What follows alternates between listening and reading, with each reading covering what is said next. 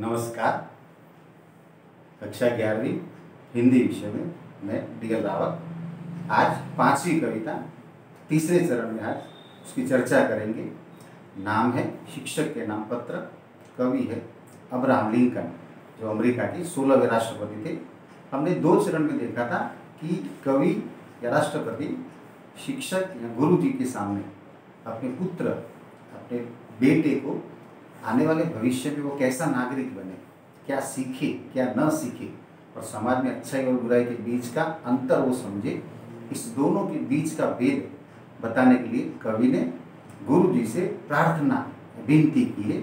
अब तीसरे चरण में हम पृष्ठ नंबर 20 पर आप अपनी किताब हाथ में रखिए और अब देखिए कि यह सिखलाइए कि अपने ख्याल, अपनी सूझबूझ पर पक्का विश्वास रखें। कवि ये कहते हैं कि आप जो सीखे हैं, अपने जो विचार है, व्यक्तिगत सोच है, विचार है, अपनी सोच, अपनी सूझबूझ, अपने अनुभव, उस पर पक्का विश्वास करें, भले ही सब लोग उसे गलत ठहराएं। यहाँ पर आत्मविश्वास, सेल्फ कॉन्फिडेंस, उसके बारे में कवि कहते हैं कि चाहे दुनिया कुछ भी मानती हो, आपको अपने पर पूरा भरोसा होना चाहिए। चाहे दुनिया भले ही आपको गलत ठहराए, लेकिन आप अपने विचारों पर, अपनी सूझबूझ पर विश्वास रखिए।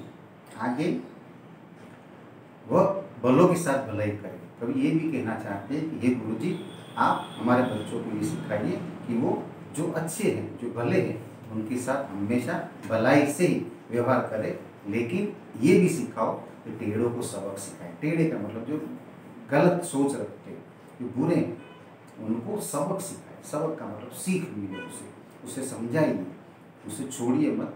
तो यहाँ पर अच्छों के साथ अच्छा और बुरे के साथ बुरा व्यवहार करना भी सिखाइए। अगर मेरे बेटे के दिमाग में जमातें बने तो देखिए, और यदि ये सारी बातें मेरे बेटे के दिमाग में अगर ये जम जाती है तो आप उसे देखिए। विजय के झंडे के नीचे खड़े होने को दौड़ती भीड़ में शामिल न होने का साहस जुटाए। विजय के झंडे के नीचे अगर कोई विजय प्राप्त करने वाला है तो आप जो पहले से इस प्रकार से आगे बढ़ा हुआ है, उसके पीछे आप अंधानुकरण करके, उसकी सोच के पीछे पीछे आप मत भागिए, और उस भीड़ में आप भीड़ का एक हिस्सा मत बनिए। आप स्वयं अपना व्यक्तिगत तौर पर महत्व और मूल्य जाति तौर पर बताइए। दूसरे के साथ शामिल होने का साहस, न शामिल होने का साहस भी जुटाइए।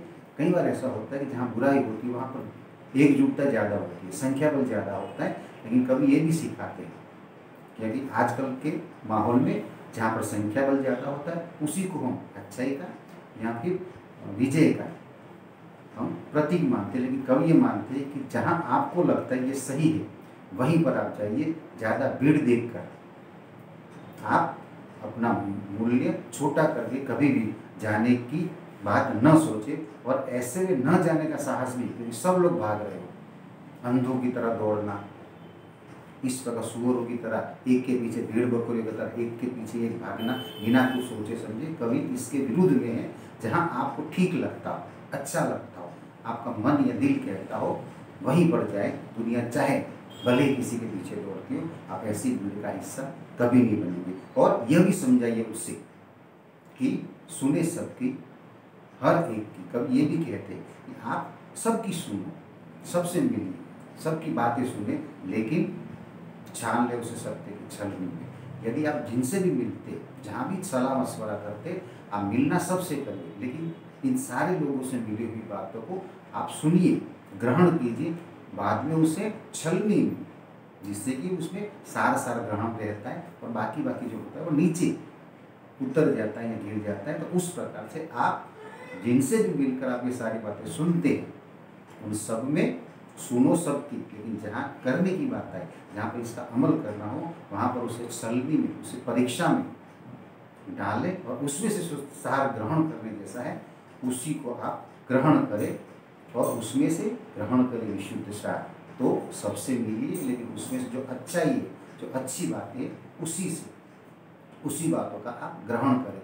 बन पड़े तो उतारिए उसके मन में, हंसते रहो हृदय का दुख दबाना। कभी ये भी कहते हैं, हे गुरु जी, आप उसके मन में ये भी उतारिए कि वो हमेशा हंसते रहे और अपना दुख, अपने दिल की बात किसी से ना कहे, और उसको दबा कर कहिए आंसू बहाते शर्म आइए, लेकिन ये भी सिखाइए जहाँ आपको योग्य व्यक्ति मिले, उचित व्यक्ति मिले, वहीं पर आप अपना दुखड़ा सुनाइए।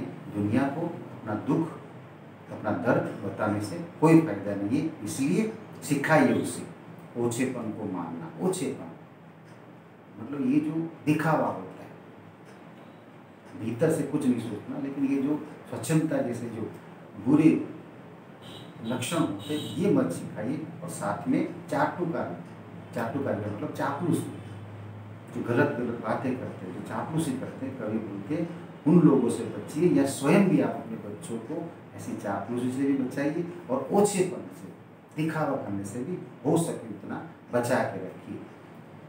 उसे पक्के पूरी तरह समझाइए कि खूब कमाई करे ताकत और अक्ल की लागत से। कभी ये भी कहना चाहते कि आप अपने बच्चों से कहिए कि उस खूब कमाए, ईमानदारी से कमाए, जितनी ताकत है, जितनी अक्ल है उतनी कमाइए, लेकिन कभी भी न बेचे कार्य। कभी कहते हैं जितना सामर्थ्य है, जितनी ताकत है, जितना आपका ज्ञान है, जितना आपने ईश्वर से या कहीं से ज्ञान अपने पढ़ाई के दौरान अर्जित किया है, उन सब का आप उपयोग करके हो सके उतना धन कमाइए।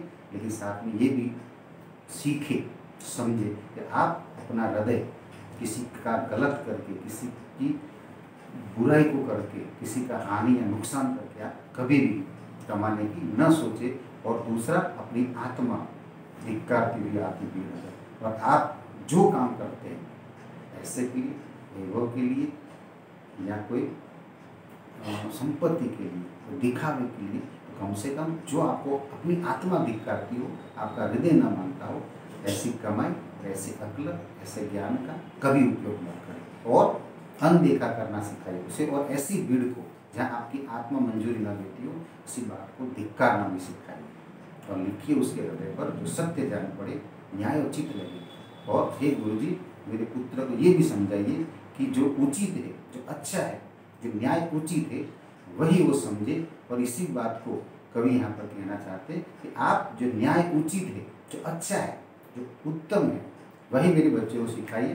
और उससे आगे और मत सिखाइए। जो न्याय है, अच्छा है, वही सिखाइए। और उसके खातिर धरती में गड़ा कर पाँव रखना सिखाइए। और उससे जो न्याय है, जो सत्य प्रिय है, वही बात उसे सिखाने का प्रयत्न करें। आज हम तीसरे चरण में इतनी चर्चा की। अब आगे की जो अंतिम चरण होगा उसमें हम बात की चर्चा करेंगे। धन्यवाद।